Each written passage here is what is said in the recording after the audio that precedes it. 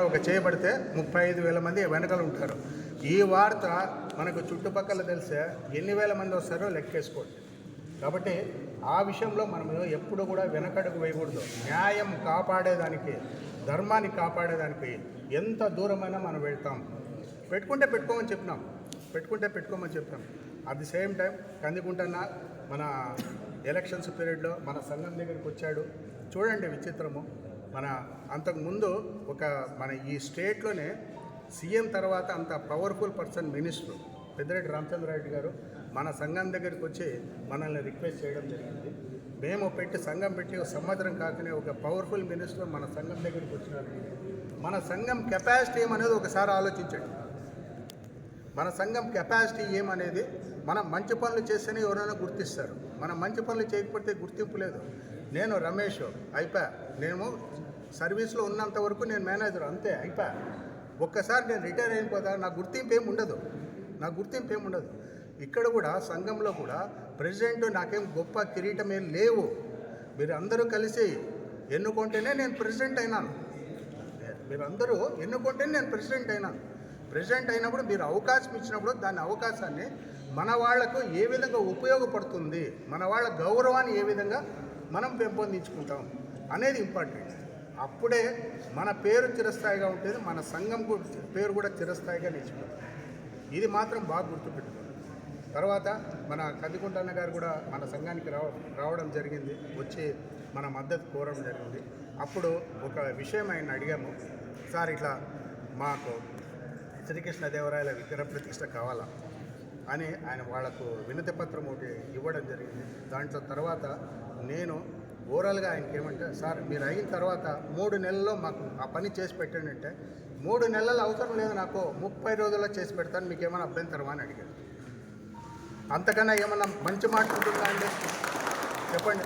మనం 3 నెలల లోపల మనం ఎక్స్పెక్ట్ చేస్తే 3 నెలలు అవసరమా, 30 రోజుల్లో మీకు చేస్తాను అని ఆయన వాగ్దానం చేయడం జరిగింది. తర్వాత ఇంకొక విషయం ఏమంటే, ఆయన ఎన్నికైన తర్వాత 1 వారం తర్వాత, ఎందుకంటే ప్రతి ఒక్కరు పోయి అభినందనలు తెలుపుతారు, మనం ఎందుకు ప్రెజర్ చేయాలని 1 వారం తర్వాత మేము వెళ్ళడం జరిగింది. ఆయనకు అభినందన చేస్తే ఆయన మమ్మల్ని అడిగిన మాట ఏమరా ఫస్ట్ మేము మా మనసులో కూడా లేదు సార్, ఆ విగ్రహం గురించి ఏమైనా ఆలోచించారని మేము అడిగేదానికి పోలేదు, అసలు మా మనసులో లేదు.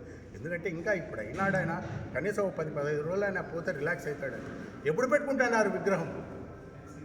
ఆయన మాట్లాడిన ప్రతి ఒక మాట, ఫస్ట్ మాట నోట్లో నుంచి వచ్చిండేది, ఎప్పుడు పెడుతున్నారు విగ్రహం? మేము నిజంగా అందరము కూడా మేము ఏం మాట్లాడాలో మాకు అర్థం కాలేదు. ఎప్పుడు పెట్టుకుంటారు విగ్రహము? సార్ మీరు ఎప్పుడు చెప్తా అంటే రేపు పెట్టుకోండి. మేము దినం కానీ, నక్షత్రం కానీ, టైం కానీ ఏమీ చూడండి. ఓపెన్గా చెప్తున్నాను. ఎదురుగా ఉండేది మన మంచి కోరేవాడు, మంచి మనసు ఉండేవాడు, మంచి వ్యక్తి. ఆయన మాట మనకు వేదం. ఏం చేసాము సార్, రేపు మీరు ఎప్పుడు ఫ్రీగా ఉంటారు? Any time. మార్నింగ్ 9 o'clock అనుకున్నాం, 9 పిలిపించాము. హ్యాపీగా ఆయనే వచ్చి ఒక గడార్ పట్టుకొని తవ్వడము, పార పట్టుకొని మన్ను తీయడము చేసుకోండి. మీరు మా మనిషిని కావాలంటే ఒకరిని పెడతాను, ఒకరిని పెడతాను, మీరు చేసుకోండి, మీకేమైనా కావాలంటే చెప్పండి, నేను సప్లై చేస్తా అంటే, ఏమొద్దు సార్, మీ మాట చాలు, మీ మాట మాకు చాలు. మేము వేరే కులం వాళ్ళ నుంచి 1 రూపాయి కూడా మేము తీసుకోదలుచుకోలేదు. మా దీంతోనే మా కులస్తుల్లో చాలామంది ఉన్నారు. లక్షలు కావాలంటే ఇచ్చే కెపాసిటీ ఉండేవాళ్ళు ఉన్నారు. సహృదయంతో, నిండు మనసుతో ఇచ్చేవాళ్ళు చాలామంది ఉన్నారు. మేము మీకు తెలీదు, చాలా తక్కువ కాలంలో 25 లక్షలు మేము వసూలు చేయడం జరిగింది. ఇంకొక ఆశ్చర్యకరమైన విషయం అంటే, రీసెంట్గా మన బార్శెట్టిపల్లి ఇంకొక 2-3 ఊర్లో తిరగడం జరిగింది. ఆ ఇమీడియట్గా వాళ్ళు ఒక్కొక్కరు స్పందించి దాదాపుగా 2 లక్షల రూపాయలు, ఈ ఒక్క నల్లజరువులోనే 2 లక్షల రూపాయలు విరాళాలు ప్రకటించినారు పెద్ద మనసుతో. నిజంగా వాళ్ళకందరికీ చేతులెత్తి నమస్కారం. అది బల్జోళ్ళలో ఉండే తెగింపు. దీని తర్వాత కూడా మేము అమడగూరుకు వెళ్ళడం జరిగింది. అమడగూరులో సార్, మేము ఇప్పుడు కాదు, మీకు ప్రత్యక్షంగా ఎప్పుడైతే మేము ఈ కార్యక్రమం పెట్టుకుంటామో ఆ కార్యక్రమం రోజు మేము డిక్లేర్ చేసేది కాదు, డిక్లేర్ చేస్తూ ఇమీడియట్గా క్యాష్ కూడా మీకు ఇచ్చేస్తాము. మీరు ఏం వెయిట్ చేసే అవసరం కూడా లేదు. ఎందుకంటే మేము ప్రారంభోత్సవం రోజు మేము కూడా పాలు పంచుకోవాలా, మేము కూడా దాంట్లో పాలు పంచుకోవాలా, మా వంతు ఉందని మేము గర్వంగా చెప్పుకునే అవకాశాన్ని మాకు కల్పించండి అన్నారు. సో కాబట్టి ఖచ్చితంగా మనం ఆ విధంగా అందరి ప్రతి మన బల్జోడు ఇచ్చే ప్రతి రూపాయి కూడా మనకు లెక్కే. రూపాయి ఇచ్చినోడికి ఎంత గౌరవం ఉంటుందో ₹1,00,000 ఇచ్చినోడికి అంతే గౌరవం నా దృష్టిలో. ఎందుకంటే వాడు బల్జోడు, ఫస్ట్ వాడు బల్జోడు. రూపాయి ఇచ్చినా వాడు బల్జోడే, ₹1,00,000 ఇచ్చినా బల్జోడే. నా దీంట్లో అయితే తారతమ్యాలు లేదేమీ లేవు. మీ శక్తికి మించి ఆయన ఇచ్చాడు, ఆయన శక్తికి మించి ఆయన ఇచ్చాడు, దాంట్లో తప్పేమీ లేదు. అంతేగాని మనము తక్కువ ఇచ్చినాడో ఎక్కువ ఇచ్చినాడో అనే భేదభావాలు అవన్నీ ఏమీ ఉండవు. దయచేసి ఈ కొత్త సంఘం నెక్స్ట్ సంఘానికి వస్తాయి, కొత్త సంఘాన్ని స్థాపించారు, అంతా చాలా మంచి డైనమిక్ పర్సన్స్ని ఎన్నుకున్నారు. నిజంగానే బాగా మీరు ఏం చేస్తారంటే మనకిచ్చిన బైలాస్ను సంపూర్ణంగా చదవండి, ఒకసారి మన వాళ్ళకు కూడా అందరికీ ఎక్స్ప్లెయిన్ చేయండి. ఫస్ట్ మీ కమిటీ మెంబర్సు ఎవరెవరు ఏమేమి చేయాలా వాళ్ళ విధులేదు చాలా క్లియర్గా ఎక్స్ప్లెయిన్ చేయండి. ఏ విషయంలో కూడా ఏ ఒక్కరిది కూడా తుది నిర్ణయం కాదు, గుర్తుపెట్టుకోండి. ఏ ఒక్క విషయంలో ఈవెన్ కమిటీ మెంబర్స్కి అందరికీ చెప్తున్నాను, ఏ ఒక్కరి నిర్ణయమో అధ్యక్షుడి నిర్ణయం కానీ, జనరల్ సెక్రటరీ నిర్ణయం కానీ, సెక్రటరీ నిర్ణయం కానీ, ఈసీ మెంబర్లు కానీ ఏ ఒక్కరిది కూడా తుది నిర్ణయం కాదు. మనకుండే 11 మంది మెంబర్స్లో మెజారిటీ అంటే కనీసం 6 మంది దానికి ఏ తీర్మానానికైనా సమ్మతిస్తేనే అది తీర్మానం నెగ్గినట్లు దాన్ని మనం అమలుపరచాలా. ఈ విషయం మాత్రం గుర్తుపెట్టుకోండి. కానీ ఇవన్నీ కంట్రోల్ చేసే కెపాసిటీ మాత్రం అధ్యక్షుడికి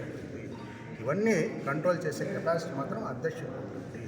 అధ్యక్షుడిని మనము అత్యంత గౌరవంగా ఒక ఇంటికి ఒక తండ్రిలాగా మనము గౌరవించాలా. అలాంటి వ్యక్తినే మనము నిర్ణయించుకున్నాము. కాబట్టి అతనికి చాలా గౌరవపూర్వకంగా చాలా మర్యాద ఇవ్వండి. ఆయన కూడా మనకేదో అధికారం ఇచ్చినాడు కదా అని లేదంటే మనం డెసిషన్స్ తీసుకునేది కూడా ఉండదు. దయచేసి అందరూ కలిసికట్టుగా తీసుకోండి, కలిసికట్టుగా మాట్లాడుకుంటాం.